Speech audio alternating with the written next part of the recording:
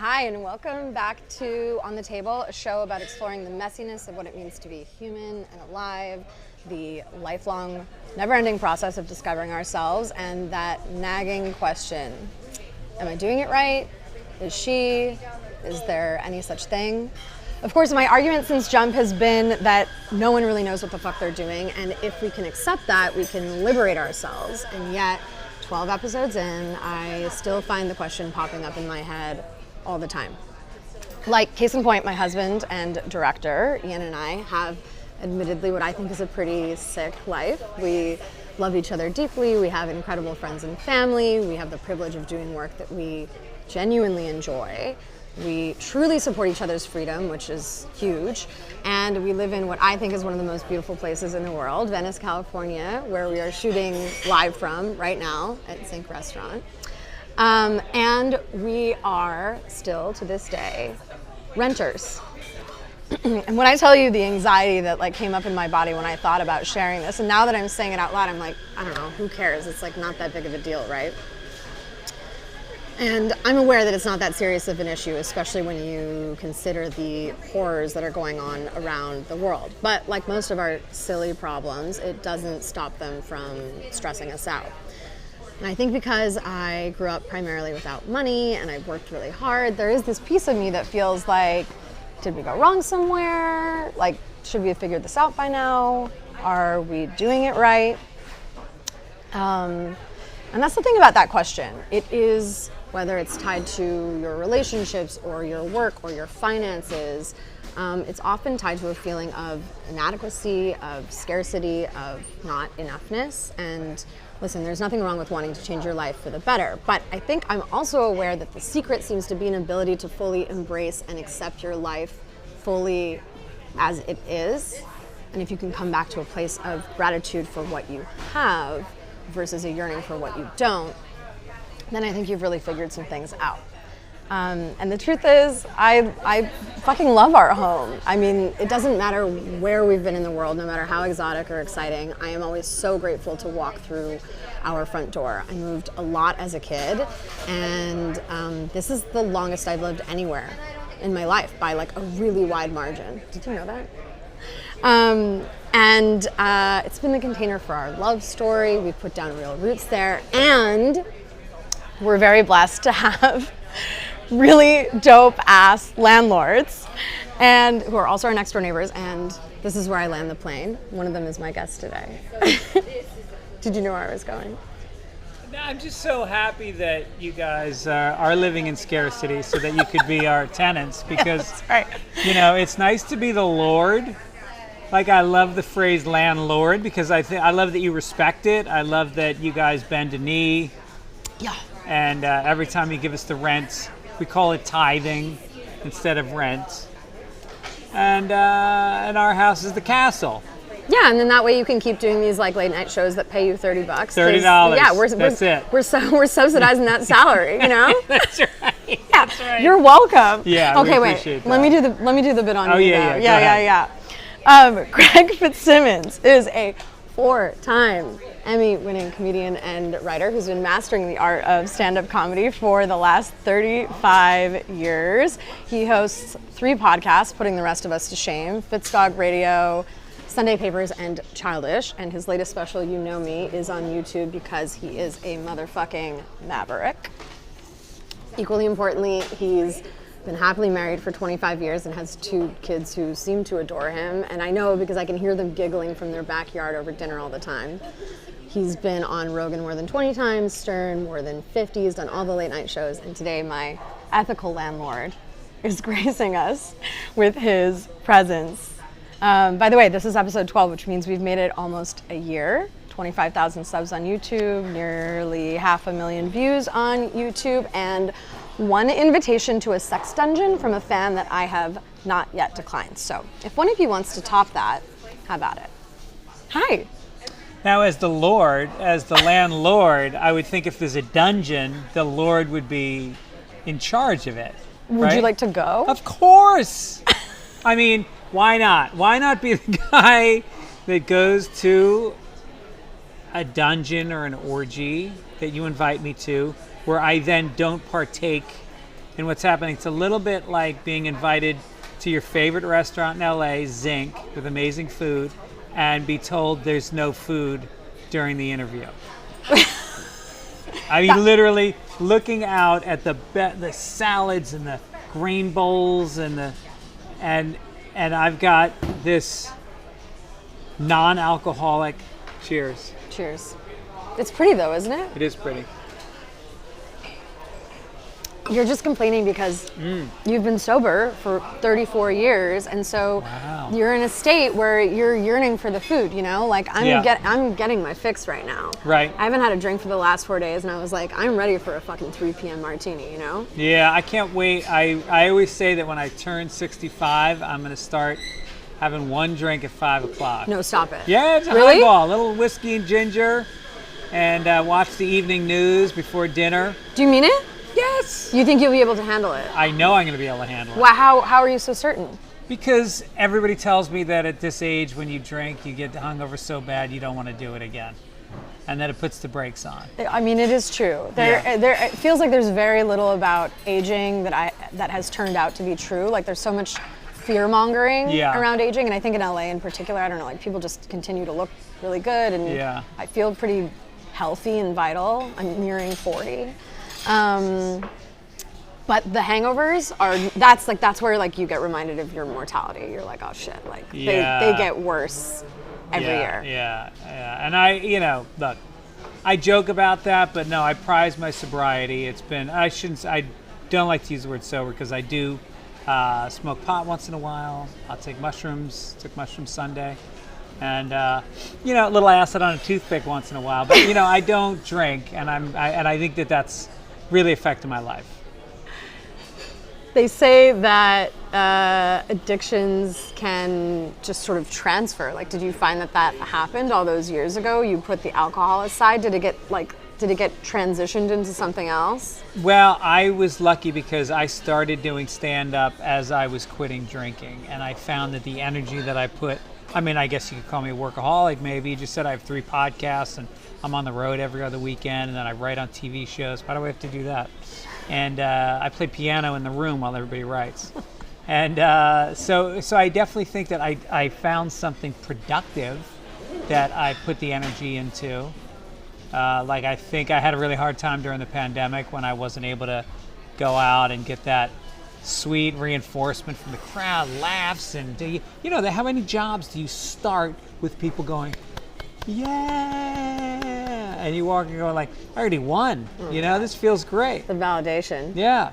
What do you think you kind of experienced it during the pandemic. I remember us talking about this. You were struggling. Yeah. Something that I love about us is like, we never plan to hang out ever. Yeah. But anytime you're in our kitchen because the handyman is over or whatever, we find each other in the alley, or I'm taking a look at you as you're taking a shower in the outdoor shower, just taking a peek at you naked. It's more than a peek. I mean, you really stare. Listen, it's my prerogative, It's like always feels like, oh, we're going to chat for 30 seconds and then it turns into 45 minutes, Yes, I know. Because I'm a person who just really fucking loves talking to people, and it feels like you're the same way, right? Yeah. I don't, no. I avoid it for the most part. Really? Yeah, because I just, I think part of it is ADD. And I have to pick a thing, and then I got to really focus on that thing. And if the other thing happens, I forget about the first thing. And so you were just talking before about you think you might have it, but for me, it's like I don't answer the phone ever. I'm famous for that. And, I'm really good if you give me a script and say, rewrite the script. I can sit there for 5 hours and just crank. I can sit down and write my script for my podcast, record it, send it. Like, if I have the one thing, but when I have to hey, how's it going? Like, when I see people cooking and they're chatting with people while cooking, when I cook, it's literally like phone in my hand, stressed out. Where's the mint? Where's the time? Like, I can't relax. I'm so stressed out. No multitasking for you. No. Well, it's a fallacy anyway. Multitasking? Yeah. Really? Yeah, it's not real. Okay. No, you just do like two things shittily Right. instead of like any one thing. Yes, Maybe I've heard also that. shittily, but less so. You know? Pick one thing and finish it, and especially when you do a to-do list. Your to-do list should have 3 things on it, not 9. Oh no. Yeah. My to-do list has, no joke, I should show you my phone, like 127 things on it at any given time, and it causes me so much anxiety. Do you prioritize? No. Well, I mean, I do internally, but it all just looks like one list, which is also problematic because then you like can check something off that's like not that high of a priority and feel that sense of accomplishment that is not really merited. Yeah, I have I have the master list, and then I have the daily list. And then I have a date book that I write the important things in as well. A date book? Yeah. So old school. I know. So old school. Mm-hmm. When did you find out that you had ADHD? At 40. Oh my God, really? Yeah, yeah.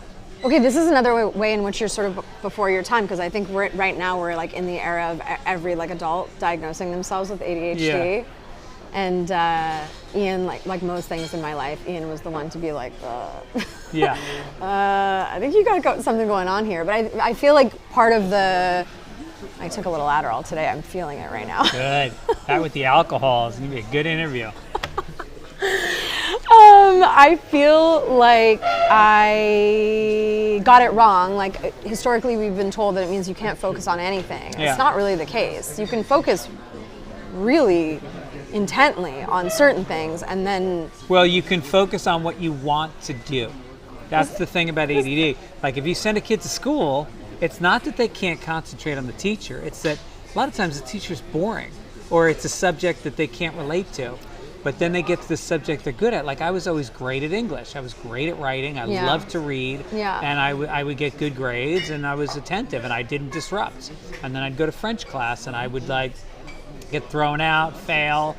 And so I think that's why in your life, it's what, you're a really good example of this. Like find something that turns you on, that you're passionate about, and then you're gonna work really hard at it. And I see the same thing with Ian. Like, he found his calling, and I see this guy hustle and take big risks and put everything on the line, and then still be renting your back house.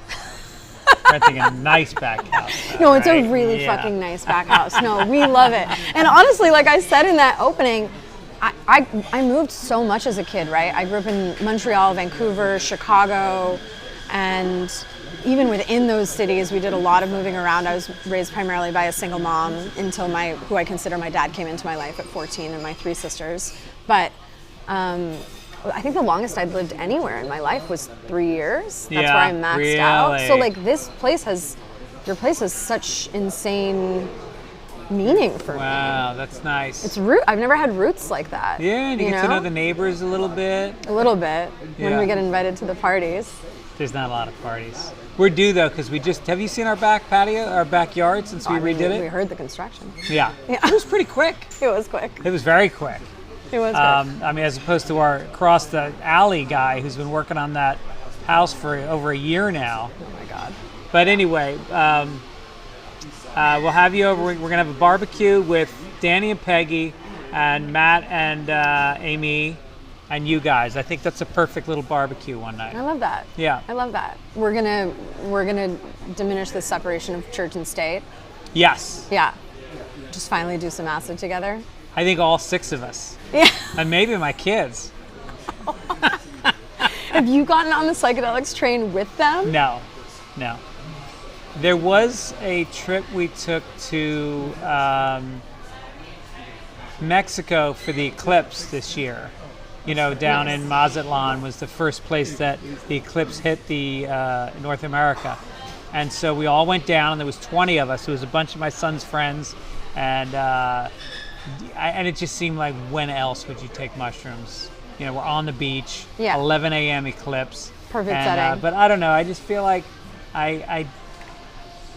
drugs are out there for my kids, and I want to be the person that they can come to talk about if they're having issues with it, not the one they just did the drugs with. Okay, so you're not of the mindset of like, come and do them with me, experience it with me first, and then you know how to do them safely? No, I think they've already done them. Yeah, I think they've already done them too. Yeah. Sorry, Owen. Sorry, JoJo. Not that I've witnessed You mean it. just based on how, well, I know they smoke pot, yeah. But I don't know about the other drugs. I mean, I'm sure they have. But they clearly know that you do psychedelics. Yeah. Yeah. Yeah. No, I tell them. Do they think you're cool? I have a whole routine about how they don't think I'm cool, but I think they actually really do. When push comes to shove, I think they both think I'm cool. And but when you're a parent, you have moments where they think they're cooler than you are, which is amazing, because when you've known somebody since they were this big, like, there's nothing cool about, a kid, and then all of a sudden they become a teenager. They're so fucking full of themselves. Yeah, and they're full of themselves, and they're dressing in, tight, skinny jeans and whatever, and you're just like, you're not cool. Look at you posing as a cool person. And then one day you go like, oh shit, my daughter's cool. Like, my daughter's kind of a badass. Like, it happened. She's got like cool tattoos, and like she owns her style. I don't like the way she dresses, but like it's her. She thrifts, and it's I think what they call hesh. It's kind of hesh, which is like, it's almost like grunge meets skater. Look at you. Yeah. The Gen Z terminology. Right? She's Gen Z, right? I don't know. I mean, she's 21. Is that Gen Z? I don't know. She might even be. Yeah. Could be Gen. Yeah, we've got a Gen Z person next to the camera here saying, yeah, that's correct. Okay, great. Look at half the place in the restaurant is a crew member. Look at all these people. It's a small footprint. But the food is amazing. Oh my God! Can we get this man a bowl? Jesus. And maybe a whiskey highball. Not yet. We're close. Yeah. We're close. To what do you credit the fact that your kids actually like you and have liked you and think you're cool? Like, that's a really hard thing to achieve as a parent. Yeah, I think number one, and I got this from my parents, is just like dinner time is a time to laugh. It's time to share, tell stories, catch up. So we've had dinner every single night their whole lives. I mean, obviously I'm on the road when I'm not on the road, but if I'm home, I plan my shows late. Like you said earlier, it's like 10 o'clock, so that I've got dinner, watch a TV show, hang out, and then so there's an association with fun of being together. Took a lot of trips. We've traveled all over the world together, and I think, and in terms of like the dynamic, I think whenever you want to get mad, somebody said get curious instead. Why do you think you did that? What made you want to do that? How did you feel when you did that? And you draw them out, and then they come to you. Like, our kids come to us. They don't hold, I wish sometimes they held stuff back. There's things I know I did not want to know. But you just listen. You listen, and you try not to judge. Yeah. Not that you don't discipline. Like, there was always like very, I tried to be very unemotional when I would discipline. It was always like, okay, you did this, and so as you know, because we've told you, that means you can't drive the car for, a month, or you. A month? Yeah. That's serious. Yeah. I think this is partly my problem. I don't think I was like ever disciplined. Oh yeah, well that's. Doesn't that track? Yeah, but you seem like you have your own discipline, don't you? You know what?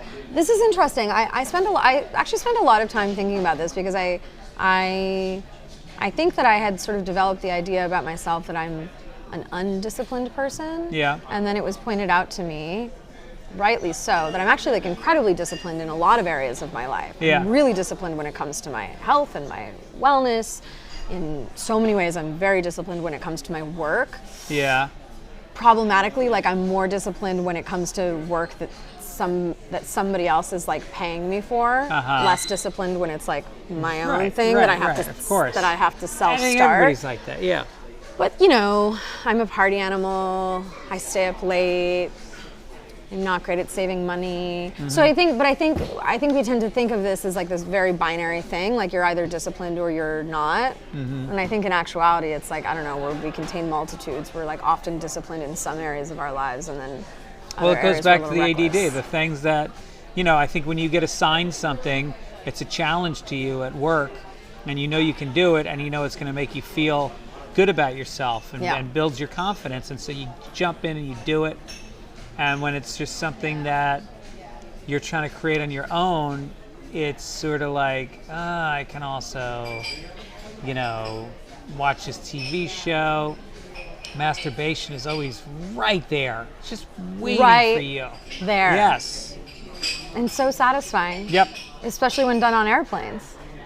Well, now you talked about to our neighbors about this? What? No. Did you? Oh, I thought you told me Peggy told you that. I was fucking with you. Oh, that's so funny. I'm so glad Peggy doesn't know I jerk off on Well, we don't planes. know what. This is the thing about you. You're an open book. You go on all these podcasts. You talk about Yeah. masturbating on airplanes. We Yeah. don't know what anybody knows about you. Right. No, I share things, and then after my shows, somebody will come up and they'll be like, oh yeah, you jerk off on an airplane. I'll just look at them like, who the fuck are you? And then I go, oh, I said that. I put that out there. And now they're coming to me with Right. this intimate knowledge of me, Yeah. and I know nothing about them. And they maybe want to now share some intimate knowledge about themselves with you. Sometimes, Does that happen? yeah, sometimes they do that, or they get like, there's a lot of physical space issues. Like they come right in and so usually I have a table set up after shows, and I say goodbye to people, because if I don't have the table, they get on my face and I have to say, hey, I need a little space here, Will you actually say that? Oh yeah, I say I need some space. What do you? Why do you think it is that people get right up in your space and feel like that's their Well, right? I think if you see somebody on a movie screen like Tom Cruise, they're about 12 times bigger than you, and they're over there. And if you see them on the street, you would never walk up to Tom Cruise Yeah. like that. Yeah. And then you see people on TV, they're about your size. It's kind of an equal thing. You hear somebody in your ears, that's intimate. Totally. Now you have no barrier. Totally. Yeah. Totally. It's that for sure, but I think it's also like the personal exposition, right? Like Yes. you're sharing. We don't know that much about Tom Cruise by his own design, Right. Right? We're in the era now where we know a lot more about movie stars than we ever did in the past, but like generally, like I think the ones who are doing it right, they keep that air of mystery alive to some degree. You're not doing that. Yeah.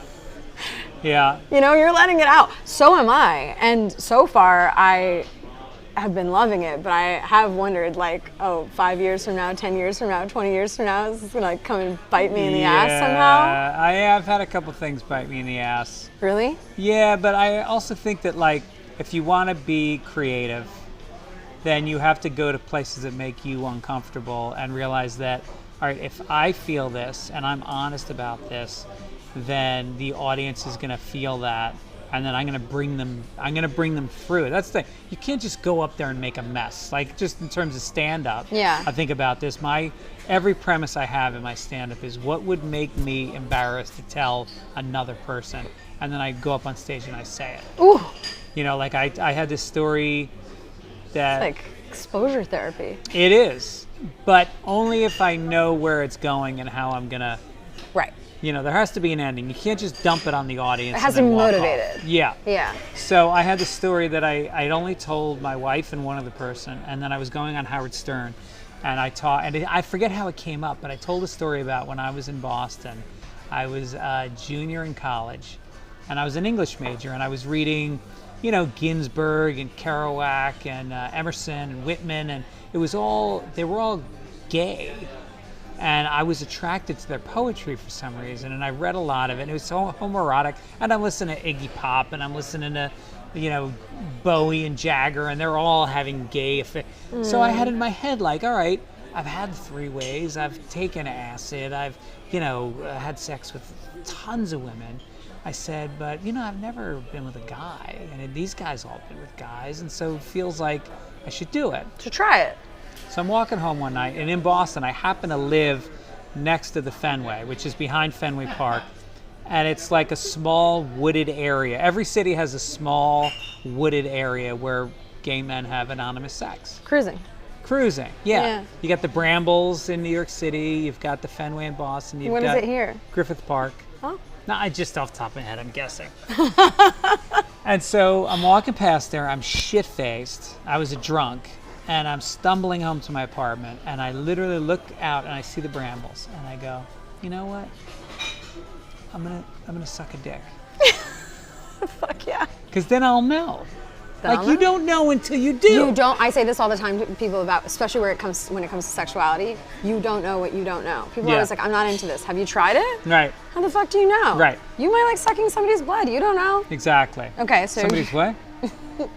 We'll go back to your story. Baby steps. And so I walk in the woods, and and I'm a cute 19-year-old kid, and I'm walking around, and it's like the fall, and these shadows coming through the leaves and rustling through the dead leaves, and and I'm like, how does this? I don't know the protocols. What's your emotional reality in that moment? What are you feeling? I'm feeling curious, scared, and excited. That's quite the trifecta. Yeah. So there's all these people sitting at the bar listening. Oh, well, I mean, it's streaming live to the internet, so. But it's different. These people live next to me. Jigs up, dude. So I walk. So I walk into the woods, and I see a guy who just pops up behind a tree like this magical gay elf. And so I don't know what I'm supposed to do. And he walks up, and I look at him, and he looks at me, and then he unzips his fly. Oh, no words. No words. And he pulls out his dick, and I look at it. And then he reaches in and he pulls out his balls, his big hairy balls. And I look at the balls and I look at the dick, and he didn't even unbutton his pants. He just pulled it out through the fly. So it's like squished out. And I'm looking at it, and a little bit of bedside manner, please. Right, presentation. Yeah. Little garnish.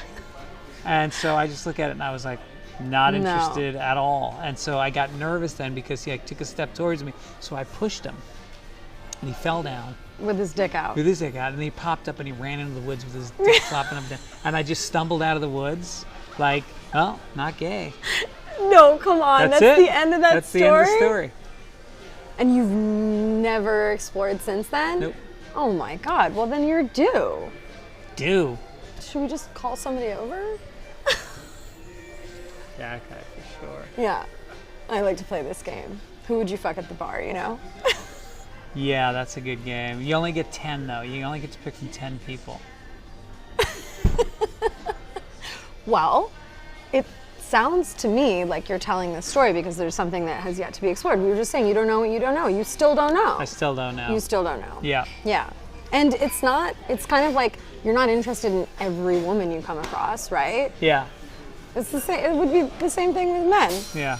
He might still be out there. It is weird though. I never feel attracted to men. I really don't. Like, I can aesthetically say that's an attractive guy. Yeah. But I never look at a guy's ass and I'm like, wow. Or feel like I want to touch that guy. Well, this is the reason why there's a Kinsey scale, right? Yeah. I feel like we're in the era now where a lot of people are realizing that they're not nearly as straight as they thought they were. Well, you are at 31. That's so sweet of you. That's so sweet of you. Yeah, I am owning my queerness in a totally different way, and it's been expansive and incredible, and I feel more like myself than I ever have, and am deeply in love with my husband and having fantastic sex with him too, and as a result, which is another part that you don't necessarily anticipate. But I also have to be careful because sometimes I'm kind of like, well, everybody's like a little bit gay, right? Yeah. But some people really are like, you're a one. I think I was intellectually curious more than I was physically yearning for it. Yeah. Well, good for you. Good for you. Yeah. For exploring it. Yeah. Even though you have bits where you talk about. I talk about gayness a lot. Yeah. Yeah. Well, I mean, I feel like because of my life, I've wanted to try everything. It's not so much that I'm attracted to men as much as I'd like to try everything. I'd like you said, you don't know until you try. So, oh my God, look at this guy. If only we could pan the camera. Oh man, something is coming out in this episode, Yeah, not me though. Well, I'm like, it's funny because I think probably more than half of the guests that I've had on have been queer, and I was gonna add you to the list, but I guess not quite yet. Not quite yet. But I'm obsessed with the concept of like we only ever use coming out in terms of like coming out of the closet from a sexual orientation perspective, but I think in so many ways we're all like coming out of our own closets in different ways our entire life. Do you feel like there are ways in which like you are still coming out, like there are still layers of the onion that are being peeled away at 57? Are there still pieces of you that you're sort of coming into more fully, honoring your truth more? Or do you think because of, by virtue of what you do for a living and saying like, what's the embarrassing thing and I'm gonna go talk about it, that like you've been living in a space of such honesty for a really long time? I think so. I don't feel like there's a lot that I'm holding on to. A couple things. There's a couple things. Go on. I mean, there are things I wouldn't even talk about, but they're, childhood stuff that, you just kind of go like, I don't know, that it just seems to me that the stuff I want to talk about, like I find humor in. Yeah. And there's things like, look, my dad was a drunk and he hit us a lot, and like it was shitty, but it was also, like I said, like amazingly fun and funny and loving. But yeah, it's not one thing. No, it's not. And I think that's the layer of the onion, is to not paint with one brush. Is that the expression? Sure. Yeah, totally. It's not one brush stroke, and to start to like, they say, memories are like photographs. You just capture one moment of something, and then you even looking at pictures is dangerous, because then you can look. That's a better memory, a connection, than all the conversations and experiences and feelings that you had. And so, I think for me, the onion is just about trying to stay in the moment more and trust that I can be in the moment, and that I'm not going to say something embarrassing, or I'm not going to hurt somebody's feelings, and that if ultimately, like I have a friend Dudley, who I just fucking love. He was my roommate in college, and he would say the most obnoxious stuff, but he never meant it in a mean way, and he's a good-hearted person. So he would say something like sexual to a woman, or he would say something racist, and it was never meant in a bad way, so you'd always accept it. It would land? It wouldn't offend people? It would, but then they'd kind of get it, and there was something about it that made you love him more, because he was just being himself. Yeah. And maybe he grew up in a privileged background somewhat, and he just didn't feel ashamed of it, and didn't feel like, not that he's grown a lot. He got sober, and he's finally in a relationship after a lot of years, but there's something very lovable about somebody who isn't censoring themselves. Yeah, tell me about it. And I mean, this has been talked about to death in so many ways, about like the state of modern comedy and censorship, but it feels to me like, especially some years back when I was still at Larry King, it was like a conversation that was coming up with every comedian that we had on the show, and it feels like maybe the pendulum has begun to swing back to some degree, but what does it feel like for you? Like, do you just have to kind of be... You mean that it used to be more censored and it's less now? Maybe? I don't know. You tell me. Well, I think what's happened is you've got network comedy, stuff that's going to be okay to do on TV, stuff that's going to be okay to do at comedy festivals and award shows, and you can get canceled for some of them. You look at, obviously, Tony Hinchcliffe this week with the Trump rally, what he said. Now, those are jokes he does. I've seen him do them in comedy clubs over the last 6 months. I see Tony all the time. Yeah. Those jokes go over great because he draws his own crowd, right? And there's a context. It's self-selecting in that way. Yes. Yeah. And there's a sense of irony, and there's a sense of context to what he's doing, and then when you take it out of that, then suddenly, is that censorship, or is that poor judgment in, the arena that you're putting yourself in? Totally. And so I think that if you want to be a podcaster and a stand-up comedian, there's absolutely no censorship. You can say anything you want. And I think, if you're a guest on a podcast, you got to be careful, because that's not your world. And if you're John Hamm and you say something offensive, or, that was meant, sarcastically or ironically, it can be chopped out and put on the internet. You can get in trouble. Right. You don't control the content. Right. You're not controlling the narrative anymore. Right. Yeah. But if you're the host, you've got your audience, and they generally get it. And but then if you want to be somebody that also does a Judd Apatow movie or whatever, then you have to start to watch what you say. Interesting. So have you at any point? Not much, no, not really. You just went for it. And has it landed you in hot water? Once, yeah. I don't want to talk about it because I don't want to bring it up again. It's thankfully gone away. Our sleuths can go into the annals of the internet and find it. But it has made me curious. Ian and I were talking about this because, like, for instance, like you're friends with Joe Rogan and you've been on his show so many times, and he is nothing if not divisive in a lot of ways, and his politics, it seems, have shifted pretty dramatically.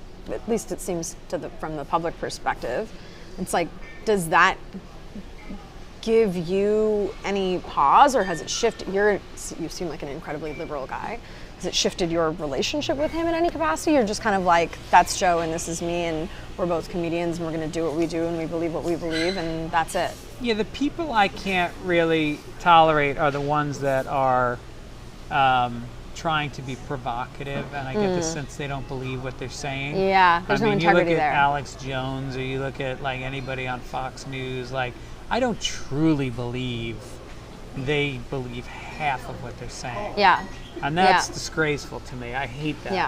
Yeah. Joe believes 100% of what he says. Yeah. And he does his own research. It's not the same research as me. It's his, it's his path. And, I love him and he loves me. We basically started the same week in Boston.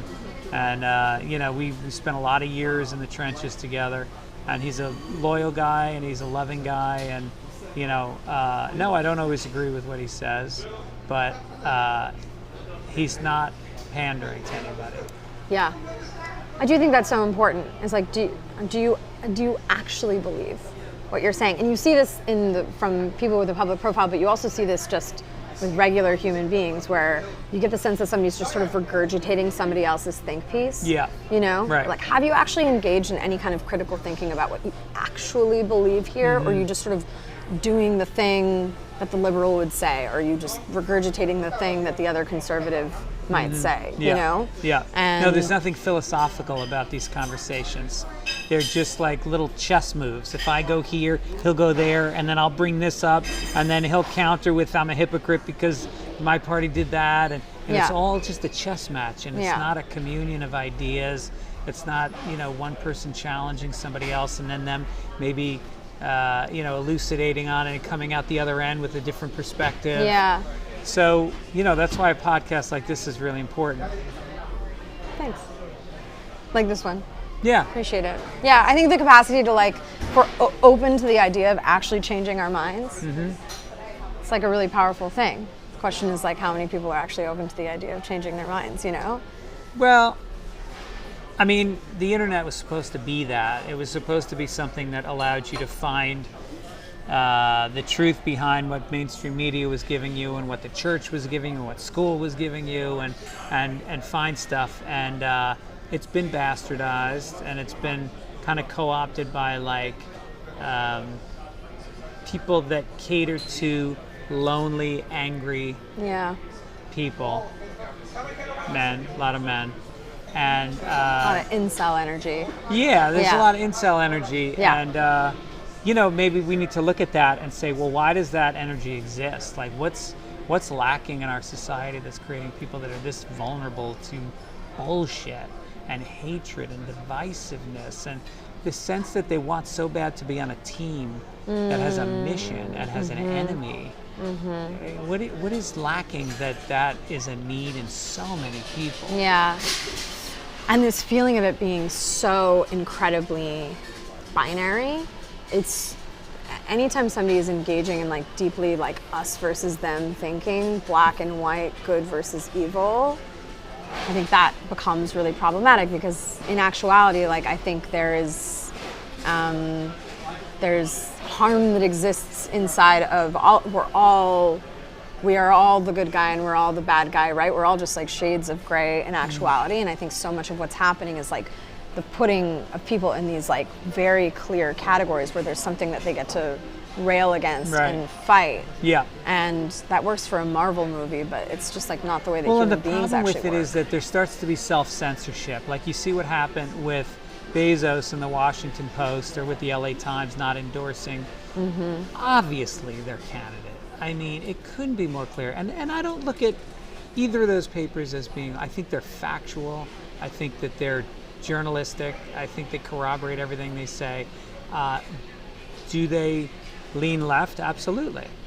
But they're not dishonest about it. And here they are not endorsing the candidate that checks every fucking box. And it's because Bezos has a company that's like SpaceX. It's a fucking spaceship company, and they have like a $17 billion contract with the federal government. And when Trump was in office last time, he didn't like something that the Washington Post said, and he canceled a contract with Bezos.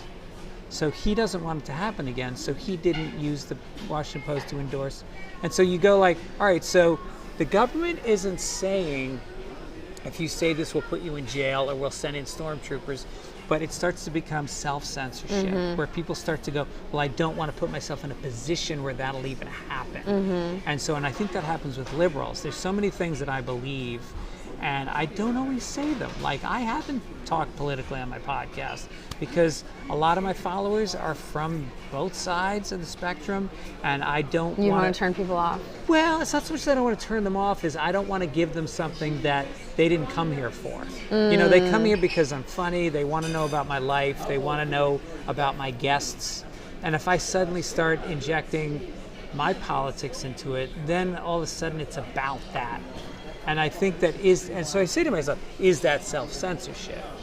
And that's something I'm really grappling with right now, as we're a week out from the election. And if I endorse Kamala right now, I don't think anybody on my podcast is going to go, what? Yeah. I think people know where I stand, but I just don't make a meal out of it because I just don't think that's not what the restaurant's serving.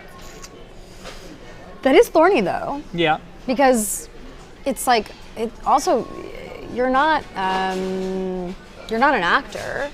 I mean, you have been in moments, but you're a comedian. Like, your work is to look at, observe, and sort of analyze the world and then distill it into these ideas, right? Yeah. So I think sometimes I get the argument of somebody saying, like, I don't need to hear from this person about politics. Yeah. Sure, I get that to some degree, right? But for you, it feels like it is kind of part and parcel of what you do. I guess if I thought I could make it funny, but I don't find anything humorous about our political situation. Yeah. And I feel like the things that I delve into in my podcast or my stand-up, they're not pedantic and they're not preachy. They're things that I want to maybe look at that people don't talk about normally. Jerking off in an airplane versus a political election that I think people have been fed a lot of information and been told a lot of direction on what to do, and to be another voice in that, I don't know if that overshadows the other stuff that I'm trying to do, which is like maybe share about what it's like to have a family from the inside and not want to be the conservative cardboard cutout dad, wanting to still be romantic and take mushrooms with my wife and do all that. Like, I think that that's a more interesting journey than being another person that's outraged by politics right now. And there are also in the world of comedy plenty of people doing political comedy. It's not like there's like a dearth of that kind of content. I will say I think that it is so beautiful the way you talk about your kids and Erin, your wife, in your sets, and you manage to make it like really funny, but you're also like, you're not doing the fucking tired, misogynistic old like ball and chain bullshit. Right. You're like, no, like I love this person, I still want to fuck this person, I enjoy this person. Yeah. Like it's such a, and for us, because we've lived next to you all these years, it's like, I know that it's true. Like, I see you guys go on your bike rides and I hear you giggling from the backyard. Yeah. Do you have any words of wisdom? Or you just feel like you got lucky? Yeah, I got lucky. I really did. I never thought I'd get married. Really? I always wanted to have kids. Like, I love kids and I love the idea of family, but I didn't know that I couldn't like be monogamous. And so when I met her, like the day I met her, I said to her friend, I said, I'm going to marry your friend. Oh my God, it was one of those. Yeah, absolutely. And she's the most beautiful woman I've ever seen. And she had this energy, like she grew up in New York City, so she was very, not cool in a way of like, look, I'm cool, but just cool in a way of like, not like I was a comedian, didn't mean anything to her, you know, and it still doesn't. Really? Yeah. She never watches my comedy. No, stop. She's never listened to one of my podcasts in her life. Yeah. Does she come see your shows? Once a year. St. Patrick's Day, all my friends and family come out. The kids you have to too? Come out this year. Yeah, the kids started coming. Well, you know, we came some months ago and we surprised you. Yeah, but we'll come on St. Patrick's Day. That's right. You want to adopt us into the family? So anyway, so I think finding her was like, I said, all right, I gave myself 3 years to be monogamous, to see if I could. And during that time, I was hosting a game show on MTV, doing college shows where there was like young women like throwing themselves, and I didn't do it for 3 years. I was like, well, if I can get through that, wow, I'm good. Wow. So talk about discipline. Yeah. And you were not drinking. Not drinking. Okay, so you're still like, you tour all the time. Yeah. You're on the road. You're not drinking. You're not fucking other women. What are you doing? I kind of like let my work build up until I'm on the road, and then I just weed emails. I save all my podcast recording I bring it on the road with me. I do it from the hotel room. I work out every day. I'm not the guy that goes like, people go, oh, you're going to Kansas City? Oh, you got to go to Chief Joe's barbecue next to the car. No, going to the hotel restaurant, going to the hotel gym, I'm going to the club, and I'm going to the airport. That's it. Are you boring? No, I'm not boring. I just like, I'd rather live my life when I'm here. I go to Penmar and I play golf a couple days a week, and hey.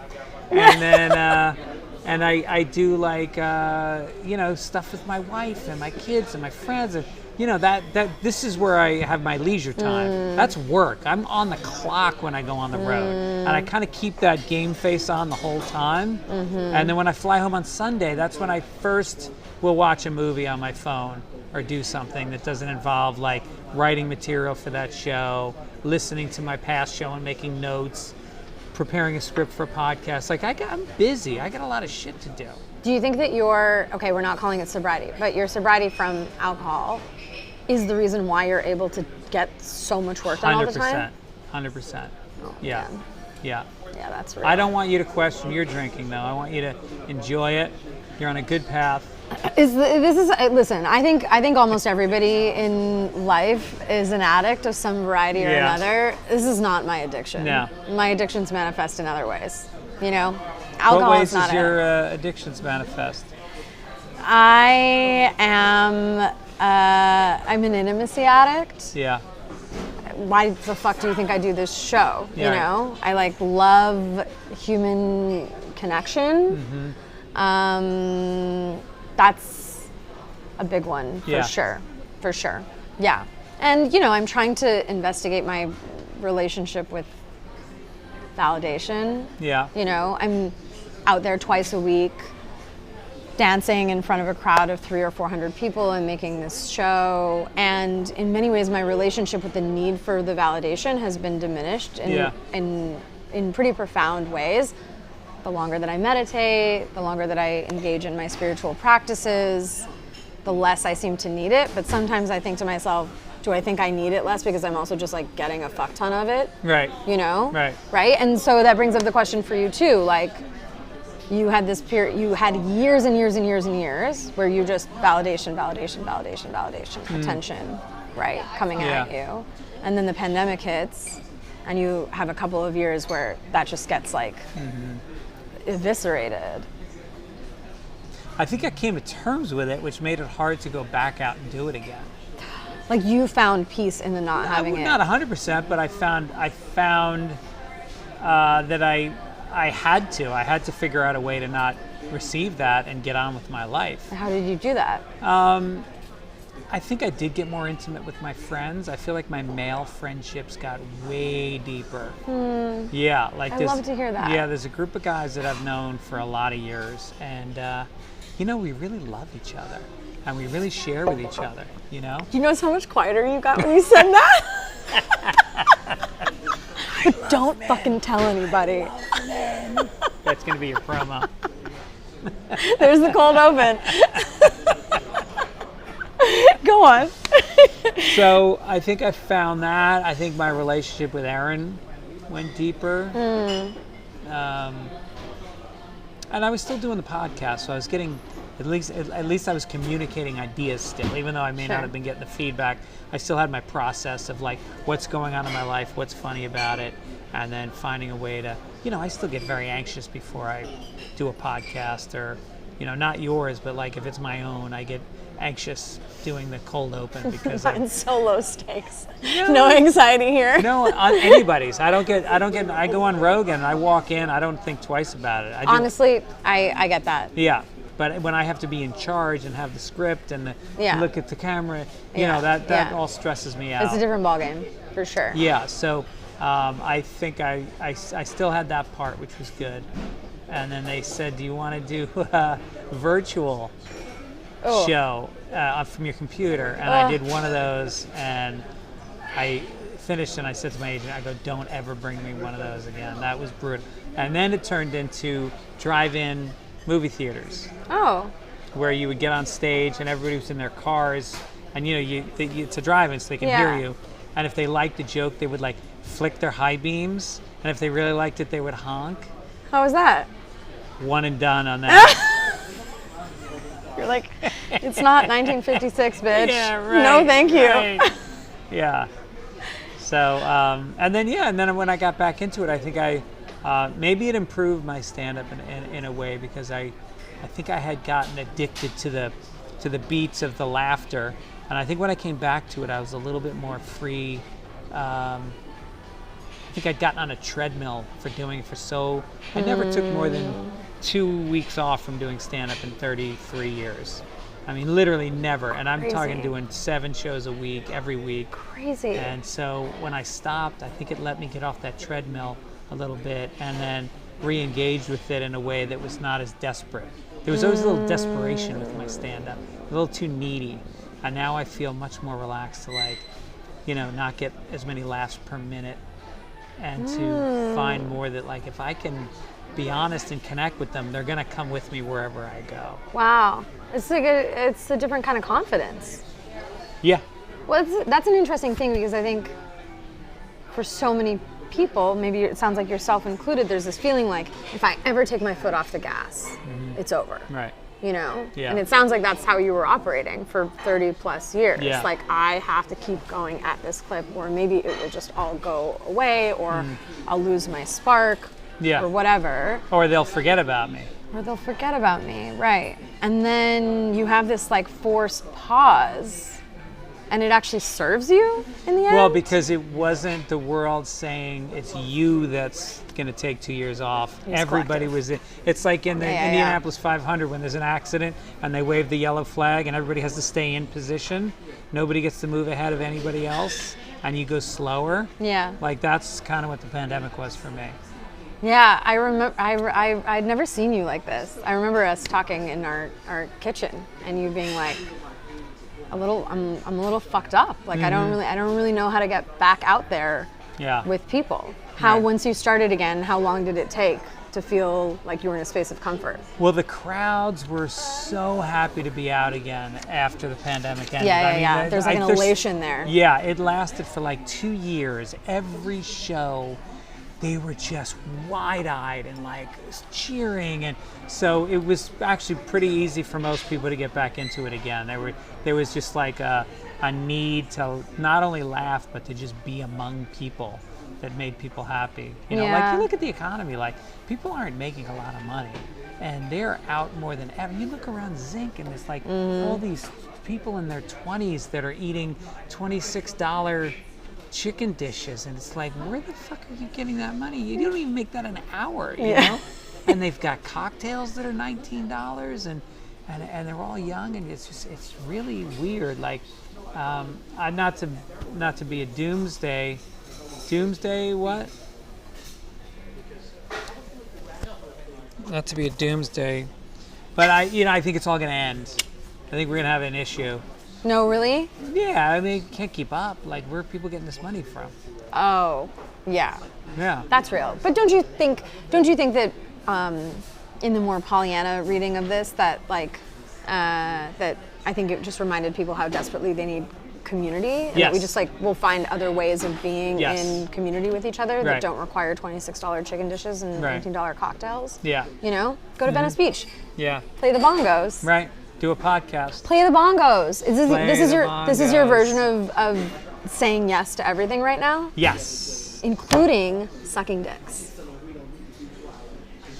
Hand job. Let's say hand job in 2025. All right. Okay. Well, they're way less interesting, Okay. We play a game called Am I Doing It Right? It's the conceit of the show.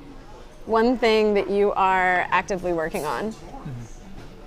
One thing I'm actively working on. That's a good question. Well, as you know, I bought I always drove shitty cars. I had a Toyota Prius for 13 years. Yeah. I was putting 2 kids through college, trying to save for retirement. And definitely a state of, what did you call it before when you see yourself as being not having enough? Scarcity. I was in a scarcity mindset. And then my kids are done with college, or my daughter's maybe got a couple years left. And I went out and I bought a Mustang. I wanted a Mustang since I was 5. You like a Matchbox car. I just wanted a Mustang. I would look at Mustangs the way other guys check out women. My head would turn. I'm going to try every Mustang. And so I bought one. I bought a Mustang 2 months ago. And you were fucking stoked. Yeah. It's a beautiful car. It's a beautiful car. Thursday night, I'm driving to a gig, and a guy flies into the side of it, crushes the side of the car. And I got out, and I was so mad. Did you take it out on him? Well, he pulled into the lot, and then I backed into the lot, and I got out, and I screamed "fuck" at the top of my lungs 3 times. And then I was You gotta get the energy yelling. out. I literally yelled. I go, "I always drove shitty cars, and then 2 months ago I finally got it. I always wanted a Mustang, and you hit it." And then I went, "I'm sorry." To him. I was like, "I'm sorry for yelling at you." But in that moment, aren't you like, what the fuck is God trying to tell me? What is the universe trying to tell me? Yeah, it told me that I don't deserve good things. That was my first reaction. My second reaction was, if he had turned 1 second earlier, it would have been a head-on collision. I could have really been hurt. Number 2, he was a very decent guy. It wasn't a hit and run. He had good insurance. He admitted 100% faults. The car got picked up the next 2 days later on a pickup truck and taken away, where the insurance company did a fair estimate. I got a nice rent-a-car. And in 3 weeks, I'll have my car back. And I just said, and it made me appreciate my relationships. And I had a lot of gratitude. And I realized it was because I was so afraid of this happening. I was so, Erin scratched it a little bit, and I got so mad. Not at her, just mad. And I think this is an unhealthy thing, that an object could control my emotions. Yeah, that kind of attachment. And I think that kicked off a gratitude thing that I've had. And I've told a couple people that I love them, they're not people I normally say I love you to. Oh, okay, I'm ready. I love you. You know what? I love you too. That's nice. Yeah. And honestly, everything that you were just talking about directly relates to what I was saying in the opening of if you're operating from that space of yearning and lack and scarcity, and if you can reframe into a space of gratitude, let's think about how all of the ways in which I'm so deeply lucky in this situation. How many things can go wrong every day? People have migraines. I don't have migraines. Yeah. There's so many crippling things that can happen to you. Oh my God. You could have a sibling or a parent with dementia. Totally. Oh my God. Being in good health and the people around you being in good health, that alone. It's crazy. Thank your lucky how stars. lucky we are. Yeah, it's insane. And as soon as one of those things goes wrong, you're going to look back and you're going to go, what was I stressed out about? That's exactly it, right? Like, as somebody who's been through some real fucking shit in their life, and I have also been through some real fucking shit in my life, I often think about that. I'm like, one day, the rug is really gonna get pulled out from under me again, because that's life, and that's what it is to be a human being. And I don't wanna look back on this time and think, you just squandered that time that you could have been joyful and happy, when actually everything was working in your favor. You know what I mean? Right. But I think sometimes you need that frame of reference. You know, everybody's sort of operating within the like spectrum that they have experienced personally, and as that spectrum broadens, ostensibly you're given more perspective to be able to deal with it. But I still get caught up in my own shit sometimes, and I have to remind myself, like, no one's dying. Yeah. You know what I mean? No, Your my health isn't friend on the Neil line. does a gratitude list twice a day, and it's like, it really is like so many different teachings about mental health, or about gratitude lists. Okay, when I burnt out a few years ago and I was still at MasterClass and I left, I was so depressed. I was so depressed that I said to Ian, we're gonna go over by a few minutes. I was so depressed that I said to Ian, like, if you wanna divorce me, I get it. Like, you're not the woman, I'm not the woman that you married. I can't even access her. I don't know if she's ever coming back. I was terrified. Yeah. And I left, and I decided to really recommit myself to my spiritual practices. I recommitted myself to my meditation practice, and I started a gratitude journal. And I swear to God, I meditated every morning, and I did the gratitude journal at night. And within 5 weeks, it felt like my brain had been rewired. Yeah. So much so that my therapist was like, are you microdosing and not telling me? And I was like, no, bitch, this is just me. Wow. And I will tell you, like, so often the stuff that works, I know you meditate, I know you do yoga, I know you have practices, the gratitude journal, it is crazy what it will do. Yeah. Does it get redundant, or it doesn't matter if it gets redundant? It doesn't matter, and actually what happens is, I found that in the beginning it starts out really general. You're like, I'm grateful for my health, and I'm grateful for the sunshine and whatever, and then your brain starts looking for all these like small experiences in your day-to-day, and it gets hyper specific. And so it actually doesn't get redundant, because you're like, I'm really grateful for like the smile that I exchanged with that stranger. I'm really grateful for this like one tiny moment in time. And you're picking up on that all day long, and so you're existing in this space. Can I tell you what I'm grateful for? What happened today? Yeah. Well, besides this, I was driving, and a guy, and I've got this car they rented me. It's this giant GMC truck. So I'm not used to handling something that big. I'm used to my Prius. And so I'm trying to get over to the right, and there's a guy who's a good 30 feet back. Yeah. And I put on my directional, and I just see him racing up to close the gap. And I just went, hey, I'm in a 30-foot car. I just slowly moved over. And then he was riding my ass, and then I got to, when you're going down Bundy and you make a right onto the 10? Yeah. There's a no turn on red sign. Yeah. And I'm so grateful Jesus Christ, our Lord and Savior, made the light yellow as I was pulling up, and I slowed down, and I crept. As it was turning yellow, I crept, and then I turned just as it turned red, and he just honked, and he got stuck at the light. And I was like, I felt this rush of positive energy flow through my body. It was so serendipitous. Okay, yeah, that's one version of gratitude for sure. It's so funny because I was telling you over text that I drive a little Audi sedan, as you know, and I got rear-ended pretty badly, and so it was in the shop for a long time. And my rental was a Jeep Wrangler.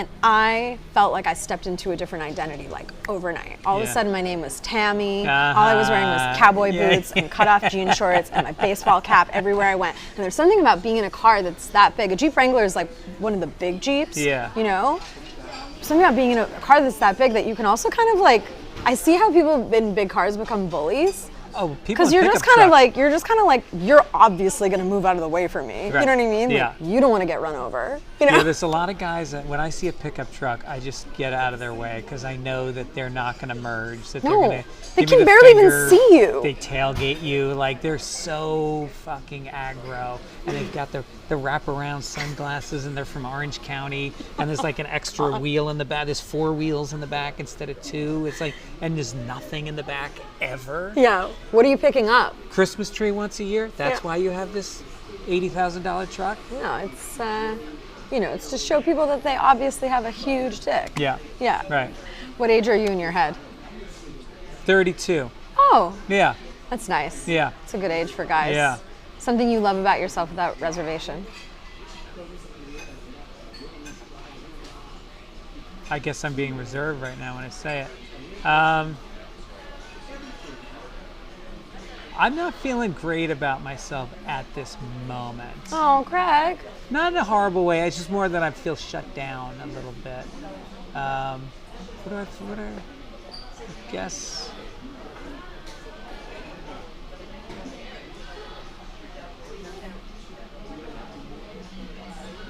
I can give you something. What? You have a real generosity of spirit. Oh, that's nice. You really do. All right. I mean, I know that you get like the nice guy label Yeah. a lot, which is maybe a little bit of like It's almost condescending. a double-edged sword. Yeah. But I think what you actually are is like you have just like a really incredible capacity for connection and kindness and humor, and you're open to other people, and you're one of those comedians who like laughs at other people's jokes, and you have a sort of like, I don't know, I always feel like a joie de vivre from you. I love that. I'll take that. I think you summed it up. You are also my lord, so I have to be nice. Last By the way, question. stop looking me in the eye. I'm so sorry. Down and away. Last question, and maybe I should be looking down for this. Have you ever heard me and Ian having sex? Yes. Oh my God. Like many times? No. Just once? Once, maybe twice. Well, Yeah. then, babe. But congratulations. It was Olympic. I almost didn't charge you for rent that month. Well, then, babe, marching orders. We gotta try harder. Thank you for being here. Thank you for having me. Thank you to my guests. You're blushing. I'm Persian. I don't even blush.